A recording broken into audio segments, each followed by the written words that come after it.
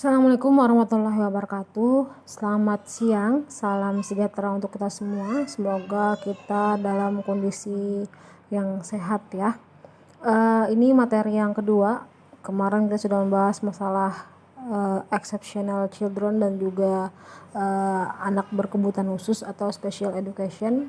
Pada hari ini kita akan membahas masalah layanan anak berkebutuhan khusus dari pendidikan eksklusi ke inklusi.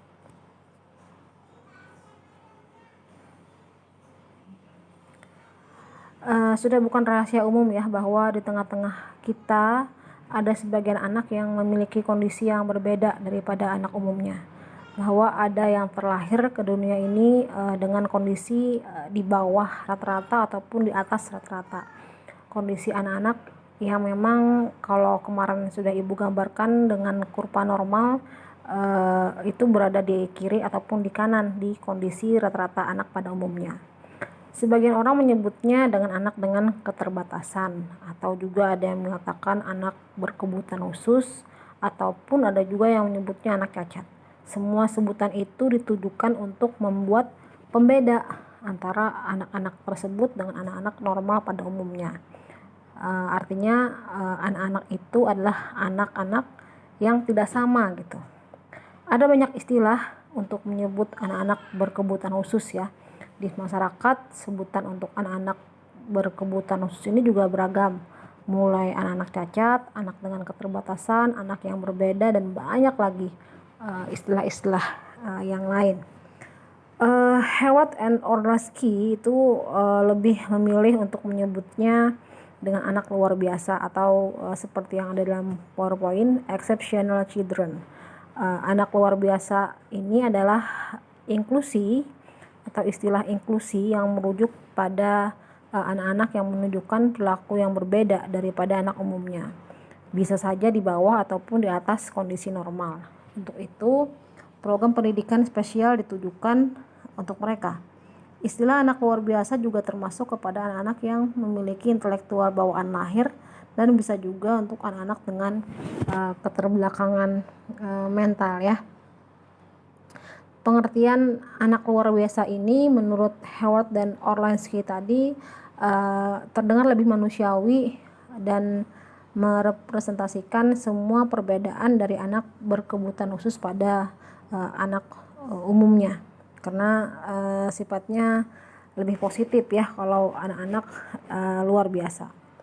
Dan pastinya semua orang sadar bahwa anak-anak dengan kondisi yang luar biasa ini tentunya tidak bisa kita samakan dengan anak-anak normal pada umumnya. Dan walaupun mereka berbeda, tapi mereka juga memiliki hak untuk mengejar kebahagiaannya sendiri. Sebagaimana di dalam undang-undang ya, bahwa hak untuk meraih pendidikan itu juga berlaku bagi anak-anak berkebutuhan khusus ini. Namun pertanyaannya, apakah perlakuan persamaan tersebut perlu dilakukan? Apakah adil jika orang-orang berkebutuhan khusus itu diperlakukan secara sama dengan orang-orang normal lainnya dalam pendidikan, pekerjaan, ekonomi, dan banyak aspek yang lain, mengingat segala keterbatasan yang mereka miliki? Ataukah justru tidak adil bagi mereka jika diberikan perlakuan khusus atas segala keterbatasannya? Upaya terbaik apa yang dapat kita lakukan untuk dapat membekali anak-anak berkebutuhan khusus agar dapat bertahan hidup dengan usaha mereka sendiri di tengah-tengah masyarakat? Salah satunya melalui layanan pendidikan anak berkebutuhan khusus ya, atau ABK. Lazim juga disebut dengan pendidikan luar biasa atau disingkatnya PLB, ataupun juga ada istilah special education. Jadi lahirnya layanan pendidikan ABK ini latar belakangnya oleh kesadaran tadi ya, kesadaran bahwa mereka juga punya hak untuk memperoleh pendidikan sebagai hak asasi manusia. Dan ini juga dalam upaya melindungi hak-hak anak secara formal dan juga legal, maka juga dibentuk oleh UNICEF, United Nations International Children Emergency Fund ya pada tahun 1946 yang merupakan badan internasional yang melindungi hak anak. Dan pelaksanaan sekolah inklusi itu sendiri memiliki 8 aspek, yaitu penerimaan peserta didik baru, identifikasi kurikulum yang fleksibel, merancang bahan ajar dan kegiatan pembelajaran yang ramah anak, penataan kelas ramah anak, asesmen, pengadaan, pemanfaatan media pembelajaran adaptif, serta penilaian dan evaluasi pembelajaran. Inklusi adalah praktek dalam menempatkan siswa dengan disabilitas ringan atau parah dalam kelas reguler dan menarik mereka ke dalam kelas spesial hanya saat dibutuhkan. Jadi bisa dibilang inklusi itu semacam sekolah yang mana terdiri dari anak normal maupun anak yang luar biasa tadi ya, atau anak berkebutuhan khusus. Kalau kita dapat simpulkan, landasan layanan inklusi di sini adalah landasan filosofis, yaitu tadi seperti saya bilang, pendidikan adalah hak dasar manusia. Juga ada landasan empiris dan pedagogis, bahwa riset membuktikan pendidikan segregatif maupun inklusif masing-masing memiliki kekuatan dan kelemahan. Dan inklusi ini memberikan nilai pedagogis yang lebih luas atau multikultural. Dan landasan psikologis, sekolah harus menjadi lingkungan yang nyaman dan juga aman untuk perkembangan anak. Kalau yuridis itu ada di Undang-Undang Dasar 1945, UU SPN, PP Peraturan Pemerintah, Permen, Peraturan Menteri, dan MDGS. Juga kemudian ada kebijakan-kebijakan ya, bahwa kebijakan tentang penuntasan wajib belajar dan peningkatan mutu pendidikan. Tadi disebutkan dalam proses layanan inklusi itu ada namanya asesmen ya. Asesmen ini adalah merupakan salah satu kegiatan evaluasi pendidikan untuk mengumpulkan informasi yang akan digunakan sebagai pertimbangan dalam merencanakan program pembelajaran kepada siswa berkebutuhan khusus. Tujuannya itu sendiri untuk memperoleh informasi yang dapat digunakan sebagai bahan pertimbangan dalam merencanakan program pembelajaran bagi anak berkebutuhan khusus ya. Istilah asesmen ini sebenarnya mirip-mirip ya dengan beberapa istilah mungkin yang pernah kalian dengar ya. Ada istilah pengukuran, penilaian, tes, non-tes, dan juga asesmen sendiri. Sebenarnya semua istilah ini ya tidak sama ya dengan asesmen.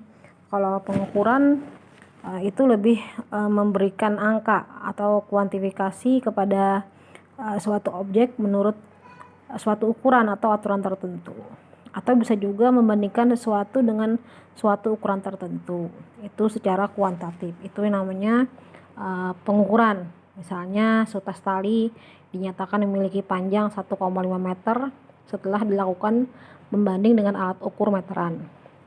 Jadi atau seseorang yang dinyatakan memiliki EQ 110 setelah mengikuti tes kecerdasan, itu juga termasuk pengukuran.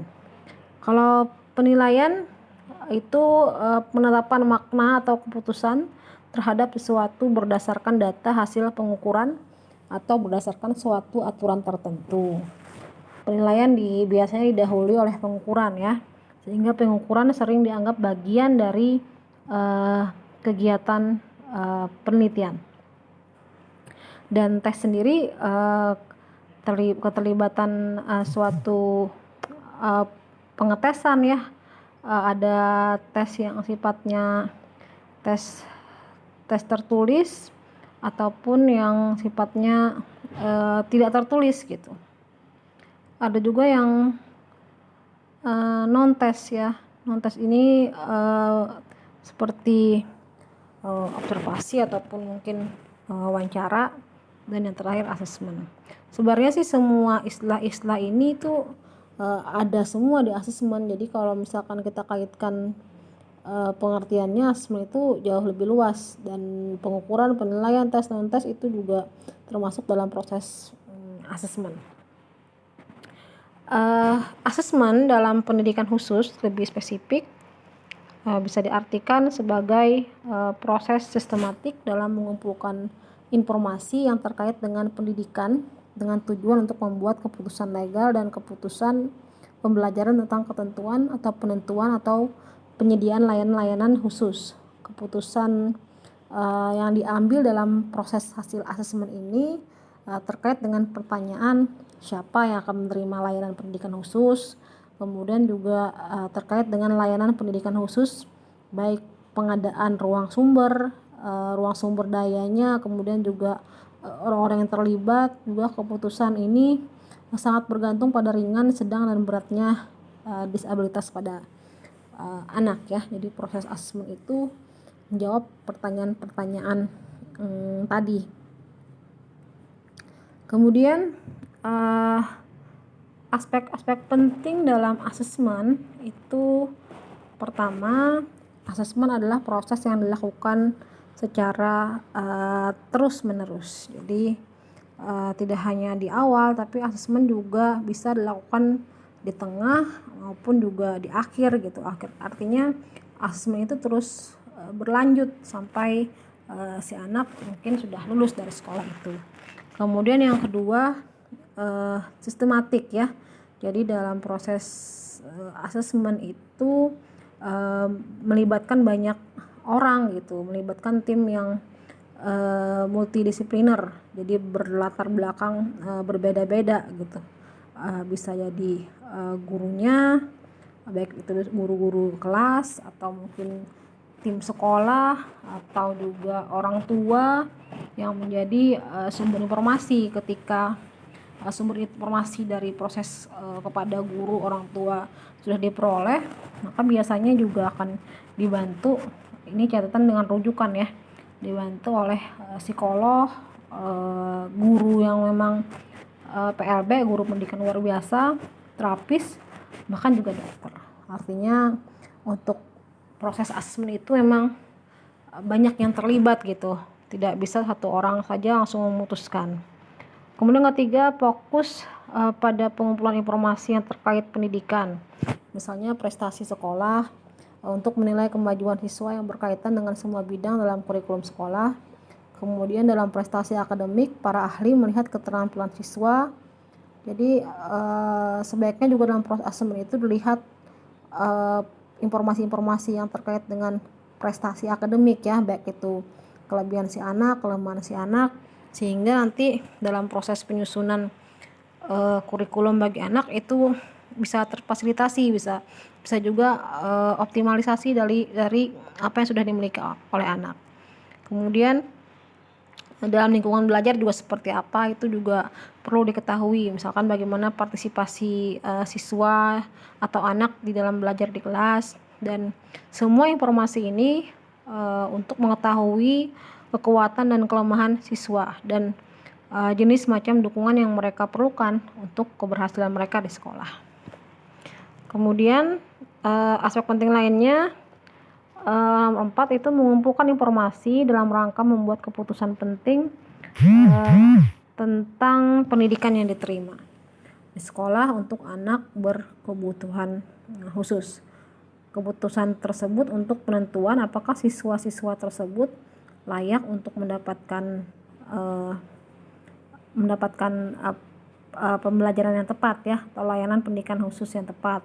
Kemudian untuk pemilihan program yang tepat dan penempatan siswa, sehingga juga kita bisa membuat tujuan pembelajaran, pemilihan metode pembelajaran, dan bahan yang akan diajarkan, dan melakukan monitor kemajuan serta efektivitas pendekatan pembelajaran. Jadi proses asesmen ini sangat penting sekali untuk menentukan hal itu gitu. Jadi sampai dia lulus itu terus dilakukan ya untuk proses asesmen kepada anak yang berkebutuhan khusus. Kemudian tujuan spesifik asesmen dalam layanan anak pendidikan khusus, pertama itu melakukan identifikasi, menemukanali dan referral, menemukanali siapa siswa yang memang butuh layanan khusus, di mana ini akan dilakukan 2 tahap, yaitu screening penjaringan adalah kegiatan pengumpulan data dalam skala besar untuk menemukan secara tepat, misalnya pemeriksaan penglihatan, kemudian ketajaman penglihatan, tes pendengaran secara berkala. Kemudian yang kedua, referral strategi ditujukan untuk pemecahan masalah-masalah kinerja sekolah siswa secara individu, dimulai ketika guru umum melakukan konsultasi dengan guru lainnya di sekolah tentang pengalaman kesulitan siswa di sekolah.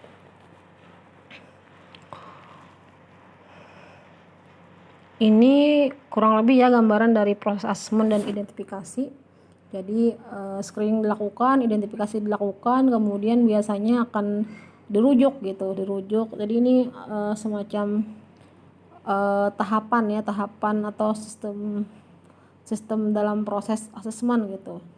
Rujukan ini biasanya kepada orang-orang yang memang punya latar belakang yang spesifik dan ahli gitu dalam penentuan keputusan itu, entah itu psikolog, dokter, terapis dan sebagainya. Kemudian setelah itu biasanya para ahli itu juga melakukan asesmen lagi gitu, asesmen yang lebih spesifik lagi, dan pada akhirnya membuat keputusan oleh tim. Dan setelah dibuat keputusan akan dibuat perencanaan program dijalankan, kemudian dilakukan evaluasi dan kemudian dilakukan review. Nah, kalau sudah direview, kita akan tahu hasilnya seperti apa, apakah perencanaan program telah kita lakukan itu akan berjalan efektif. Kalau tidak, kita akan kembali lagi ke asesmen. Jadi kita akan kembali periksa gitu, pemeriksaan lagi ya kepada si siswa itu tersebut. Asesmen itu sangat penting karena jika sekolah tidak melaksanakan asesmen, kemungkinan siswa itu akan mendapatkan program pembelajaran yang tidak akan sesuai dengan kebutuhannya. Jadi penting sekali dilakukan gitu supaya kita bisa memilih atau membuat program yang tepat untuk anak itu atau siswa tersebut. Setelah melihat hasil asesmen, sekolah menindaklanjuti siswa dengan cara mempertimbangkan dan merencanakan program pembelajaran bagi siswa berkebutuhan khusus tersebut ya. Kemudian model pelaksanaan asesmen itu ada 4 ya. Itu ada baseline assessment, mana tujuan baseline ini untuk memperoleh informasi yang berkaitan dengan keterampilan ataupun kecakapan apa yang dimiliki oleh anak tersebut saat dilakukan asesmen. Juga untuk mengetahui kesulitan dan keterbatasan apa yang dihadapi anak tersebut. Dan asesmen ini dilakukan pada saat seorang asesor atau orang yang memeriksa anak tersebut bertemu dengan anaknya untuk pertama kali dalam rangka memperoleh gambaran secara menyeluruh. Jadi ada data awal gitu. Dan kemungkinan lain adalah asesmen ini juga dilakukan karena alasan-alasan penting dari sejumlah program pembelajaran yang akan dilakukan. Misalnya, ketika guru melakukan asesmen ini, guru akan memperoleh informasi mengenai siswanya. Apakah ia memiliki keterampilan tertentu atau tidak, atau mungkin bayangannya dia sampai sejauh mana sih menguasai keterampilan itu gitu. Kemudian yang kedua, progress assessment. Tujuannya untuk mengetahui tentang program layanan pendidikan yang sedang berjalan sehingga guru mendapatkan informasi yang jelas mengenai level perubahan yang terjadi. Jadi ini asesmennya sambil jalan dilakukanlah proses asesmen. Kemudian final assessment untuk mengetahui sejauh mana tujuan pembelajaran dapat tercapai dan seberapa besar proses ini menyisakan permasalahan atau kebutuhan anak yang belum terlayani sehingga perlu dibuat keterangan yang jelas untuk digunakan sebagai bahan rujukan bagi guru, orang tua ataupun ahli lainnya. Dan kegiatan ini biasanya dilakukan pada saat terakhir guru melakukan interaksi dengan siswanya ya. Kemudian follow up assessment tujuannya untuk memahami hal-hal apa saja yang harus ditindaklanjuti dari hasil pengumpulan data yang telah dilakukan. Hal ini dilakukan untuk memperoleh gambaran yang lebih jelas dan lebih luas tentang kondisi anak yang betul-betul membutuhkan tindak lanjut. Itu model pelaksanaan asesmen. Kalau jenis asesmen sendiri itu ada 2, yaitu asesmen formal, yang mana asesmen ini dilakukan dengan menggunakan alat asesmen yang telah baku. Misalnya tes intelijensi, tes WISC, tes WISE, atau tes-tes yang lain ya yang mengukur intelijensi si anak. Dan juga tes pencapaian hasil belajar misalkan, atau tes-tes yang lain. Dan jenis asesmen ini biasanya dilakukan untuk pemberian nilai atau penskoran, jadi ada angkanya gitu. Kemudian kalau asesmen informal, asesmen yang dilakukan dengan menggunakan alat asesmen yang belum baku atau buatan guru, itu bisa jadi ya. Asesmen ini dapat dilakukan dalam bentuk evaluasi acuan patokan, evaluasi acuan norma, ataupun observasi yang dilakukan oleh guru gitu, baik melalui metode rating scale ataupun checklist untuk asesmen model informal. Dan tujuan asesmen ini untuk mengumpulkan informasi saat pembelajaran berlangsung yang akan menjadi dasar dalam menentukan kemampuan siswa dalam pembelajaran, seperti itu.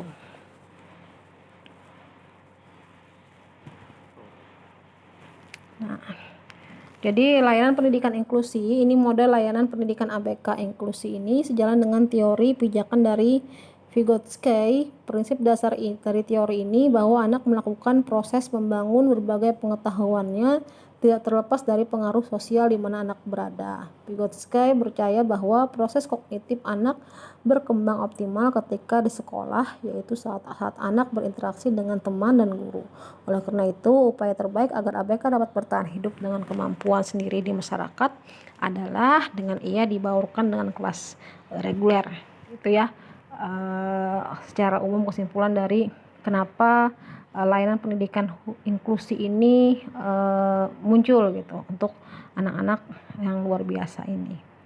Oke, demikian, semoga bisa dipahami ya. Terima kasih banyak, sekian dan terima kasih.